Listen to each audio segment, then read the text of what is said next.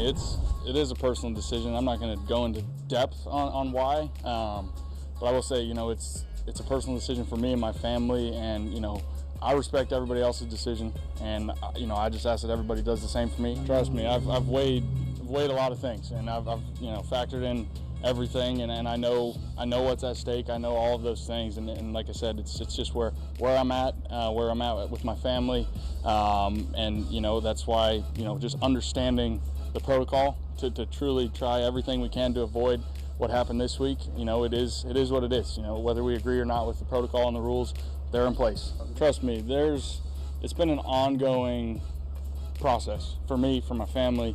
And so it's, this happening this week, I think it kind of woke us up on really the protocol and just understanding how this happens, and just understanding some of the gray areas with the league, and making sure we know, and that we know what's at stake and how to avoid it. So, but yes, like I just mentioned, it is a fluid process, and I'm weighing every pro and con out there, and it keeps me up at night. There's a lot of things that go on inside my head, but it's just where we're at right now. He didn't say trust me quite as many times as Tim Tebow said the word excited during his New York Jets introductory press conference 9 years ago, but it was close. Trust me, trust me, trust me. The irony is, if you're a starting quarterback who isn't vaccinated, you can't be trusted to be available every week. And no matter how closely you follow the protocols, positive test any given day, you're out for a minimum of 10 days if you're not vaccinated. And there's no transparency in who is and isn't vaccinated. We find out when, for example, a guy is knocked out for 5 days because he had close contact with someone who was infected, because you only get knocked out for 5 days if you're not vaccinated. If Carson Wentz had been vaccinated, he doesn't have to go home for 5 days and work from there. So that's how we found out. That's how we got confirmation. I'd seen pictures of him at training camp with a mask on, which is kind of a clue. But now we know for sure he's not vaccinated. And, hey, guys who can't play because they test positive, if they're not vaccinated, they still get paid. The only thing they lose is per-game roster bonuses, and that's not nearly enough to make a difference. Being available, getting your per-game roster bonus if you have one, being there for your team, being able to play football because you want to play football. Big Cat, there's still 7-8% of the league and a lot of starting quarterbacks that refuse to go ahead and do it. That's the wild thing to me. The starting quarterbacks. Obviously, I'm very pro-vaccination. I think everyone should go get vaccinated. It's insane that we have this conversation and people saying, "Well, I gotta wait some time." Like, for what? What are you waiting for? But throw all that out. Quarterbacks, like, you're the leader of the team. Just from a competitive standpoint, how are you not getting vaccinated so that you don't cost your team a potential, win, a potential time practicing? It blows my mind. I don't get it. And I think that actually not getting it, not understanding it, kind of proves that it's almost pointless to try to argue with anyone who sees it the other way. And it's just, we're kind of just running in circles at this point, trying to tell people to get vaccinated. It's like, why? What can I say now at this point? If you haven't already done it, if you haven't already seen how it could benefit just on a human level your team, it blows my mind. The feelings are so strong that on either side, the effort to explain your position and get someone else who disagrees with you, whatever side you're on, to understand it is like trying to teach your dog how to drive a car. It's completely impossible. It's two different languages. It's two different realities. It's two different Americas. That's what we've been living with for several years now, but it's been no more pronounced than with this vaccination question. And, Big Cat, I agree with you. From a leadership standpoint, how can you lead a football team if you refuse to do everything you can to be available? That's why I never dreamed we would get to the point where football players would refuse the vaccination. This gets back to the thing that Michael Irvin said weeks ago. You're not committed to winning if you don't get vaccinated, because set aside the scientific aspects of it. Guys line up the door to get Toradol shots so they can play. They know or should know Toradol is not good for them long term. They don't care. They want the Toradol because it lets them play. Guys take PEDs. Not a lot, but enough. And your theory is only the non-stars ever get caught. I remember that very well, and there's some logic to it. But guys will take whatever supplements, whether they are or aren't prohibited by the NFL, so they can play, so they can go, so they can earn their money. And to draw a line at this is stunning to me.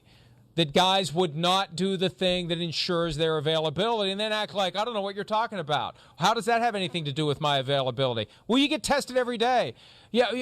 Every given day the Colts play, there's a chance that all the plans, all the practice reps, everything they've done to get Carson Wentz ready for that game, they're going to have 2 hours to get Jacob Eason ready to go. It's crazy, Mike. I agree with everything you said. Football is a very dangerous sport. We know the risks. We know most of the risks now. Like, at this point, you're doing something so dangerous and then not doing something that's like, it's nuts. It really does blow my mind. And I know I probably shouldn't give up in trying to convince people because of, I have a platform and everything. Don't give up. Don't give up. Don't ever give up. Yeah.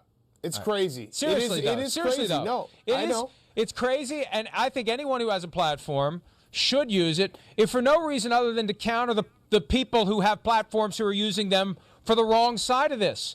If nothing else, it's a tug of war that we both need to engage in, because if we give up, then the ones who will not quit using their platforms to convince people to not get vaccinated will win. So that we got to hold the rope. All right, so let me do it in a common man way. I really don't want to deal with games getting canceled and players being out last second for my bets. So you should probably get vaccinated so that we don't get screwed over when we try to gamble on games on Sundays.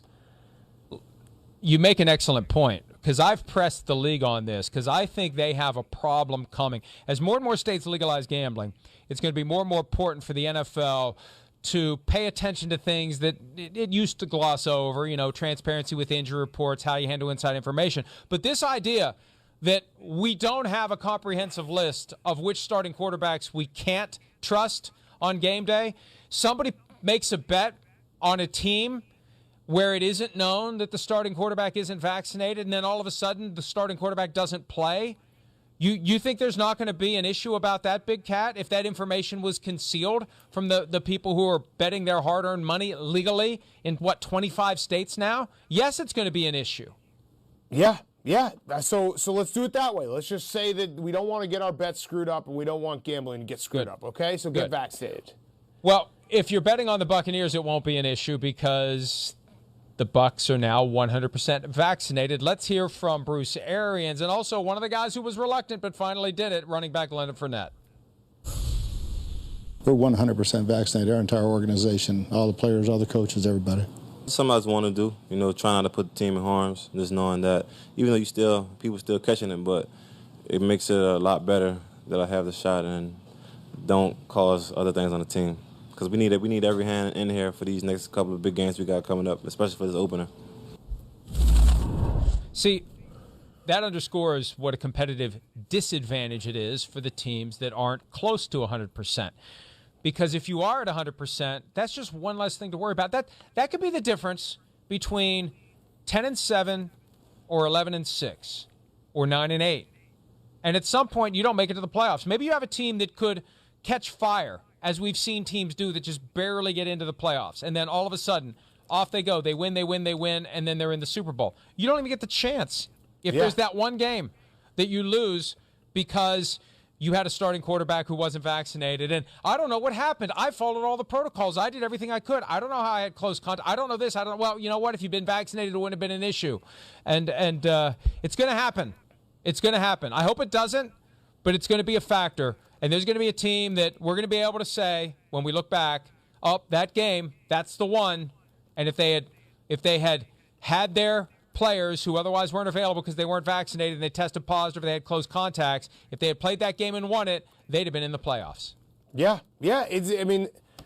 I'm happy the Bucs, it's the rich get richer here. The fact that they're 100% vaccinated and they don't have to deal with this, it's and I actually think, Mike, I don't know, the final cuts have come through. I don't know if we get the numbers of every team, but I assume the vaccination rates are going to go down because guys on the bubble were vaccinated more than guys that have a firm job and know they're not going to get cut. So it's going to be an issue. We're going to have a game get canceled, or I think they actually came out. I don't know if it's in NFL, but in the Big Ten, I think they said that it's just viewed as a loss if you can't play, if you can't field the team on a Saturday. It's just viewed as a loss, and we move on.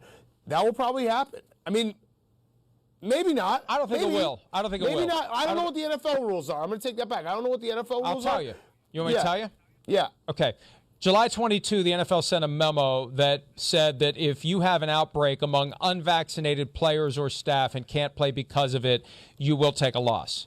Now, I think they would now say, you know what, it's probably not going to happen because that was all aimed at getting guys to wake up and get vaccinated. They're at such a high rate now that it's going to be impossible to say if you have an outbreak on a team, is it an unvaccinated outbreak? Is it a vaccinated outbreak? So I don't think there's going to be any forfeits, and I don't think they're going to cancel games. You got 69 total guys, 53 on the roster, 16 practice squad guys. You can bring up to all 16 guys to the active roster 90 minutes before kickoff. And they're going to say, hey, you don't have any offensive linemen? Oh, well. Hope you got some guys that can block. You don't have any quarterbacks? Oh, well. That happened to the Broncos last year. They are not going to give back money to the networks, and they're not going to give back ticket prices. They're going to play these games. 272 this year for the first time ever. They're going to play all of them.